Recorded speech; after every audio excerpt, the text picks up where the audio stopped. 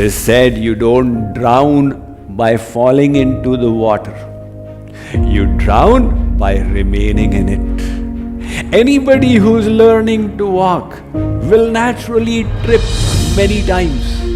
But every time you trip, it should be to learn the secret of a better walking.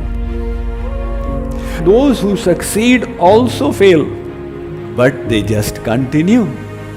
They carry on at it, and slowly success comes. As somebody said, the hero is not somebody who is brave, but one who is brave for 10 minutes longer.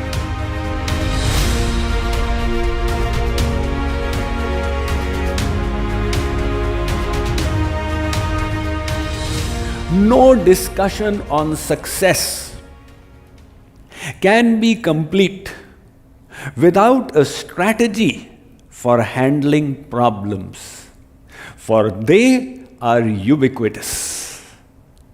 As the infamous Murphy's Law states, if anything can go wrong, it will. There are some who have learned how to look on problems as challenges and utilize the opportunities inherent in them to rise upwards, while others with defective attitudes, they crush, they get crumbled and break down in the face of hardships. Let me share with you the story of Sindhutai Sapkal. Sindhutai Sapkal, she was born in Wardha in eastern Maharashtra. It is the cotton belt, extremely dry, arid region, and naturally there's a lot of poverty there. She didn't even get the privilege of studying well in school. She had to take her parents' buffaloes out to graze, and when the buffaloes would go into the lake to bathe, she would go to school as a 6-year-old, and her teacher would hit her for coming late. And when she would return, the neighbors would beat her because her buffaloes had gone into their fields. And when she was only 11 years old, she was married off to a 21-year-old. Now from him, in due course, she had 3 children. The 4th child was in her womb, and she became an activist because the local mafia, this was the cow dung mafia, they would force the women to lift the cow dung and then they would sell it off. She went and complained to the collector against the mafia's exploitation of the village women. The mafia got annoyed, and one of them came to Sindhutai's husband and complained against her that she has an affair with me. The husband believed, and he went to the extent of saying that the child in her womb is mine. The husband, after that person's departure, he beat his wife so badly, and when she was almost unconscious, he dragged her to the cow's shed, and there the cow protected her and prevented her from being beaten up further. She gave birth to a child and cut the umbilical cord with a stone. She took the child and went off to her parents' home. They refused to take her. Now this was a real problem. Think about it. That little lady with a newborn baby. To prevent molestation, she started staying in graveyards and in cremation grounds. So she says that she would gather grain and cook it over the funeral pyres, because in cremation grounds nobody would disturb her. She thought of committing suicide. She went to the railway track and she was about to jump onto it to put an end to her life when she heard a moaning. There was this miserable old man, and she decided to help him. That gave her such relief. She thought, I need to make this the goal of my life. It will give me peace to help the poor and the downtrodden. But how can I do it? She was sitting under the shade of a tree and she realized the branch was half broken and hanging, and yet it was giving her shelter. So she decided that I may not have much, but with whatever I have, I can help others. On the railway station were orphans, poor children left there by their parents. These are the very children who become the cause of crime in every city. And she decided to mother them, T.S. Child. She received many accolades later on. She was awarded all around the world. Here was one lady who had so many problems but refused to be suppressed by them. So when we think I have a problem, think of those who have got bigger issues, then you will not feel so discouraged. The important thing is to learn from your failures. So, today, let us discuss the mindset required in the face of problems. First point, expect problems. If you have a job, you can only justify your salary by the fact that you are solving problems that you face. Some naive people say, I work and why do I get problems while working? If you did not get problems, there would be no reason for you to have a job. Your primary job in any position is problem solver. So to think I should not get any problems is like somebody saying, I am a vegetarian, so no bull should charge me. How simple-minded it is. Problems are a fact of life. Expect them. How do you know that you are progressing? Let's say you are climbing a hill. The journey is uphill. Similarly, you are progressing in life. If you know that there are difficulties and challenges that you have to face.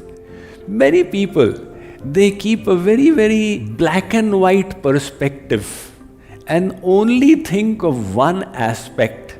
A child is born to them, he will be the next Shravan Kumar and he will serve us all our life. Now that child, he grows up to become Rakshas Kumar. And the parents have a heart attack. We never expected he will be like this. Why did you not expect? You should have kept both possibilities in mind. So think problems can arise. Like the cartoonist Ashley Brilliant, he says, I like to take one day at a time, but recently many days have attacked me together. The second, anticipate problems. You expect them. It is said that the blow that knocks you out is the one you are not anticipating. It may not be the hardest. So, when you anticipate, you prepare for it in advance. You have a policy to handle crisis. One child, he had gone to collect his final exam grades from school and he realized that he's failed. So he texted his mother, I have failed in math, prepare dad. The mother texted back, Dad is prepared, prepare yourself. So, this is anticipating. That doesn't mean you keep worrying. Anticipate with positivity. One lady, she woke up her husband at 2 a.m. in the morning and said, "My dear husband, it seems there's a burglar in the house." So he went down and he found himself staring in the face of a revolver. There was actually a burglar. So the burglar, he asked him to hand over. He handed over the jewelry, the cash. Finally, when the burglar was about to depart, this man said, "Mr. Thief, if you don't mind, I'd like you to come and meet my wife. She has been expecting you since the last 20 years. That is worrying about problems unproductively. You anticipate them in a productive manner.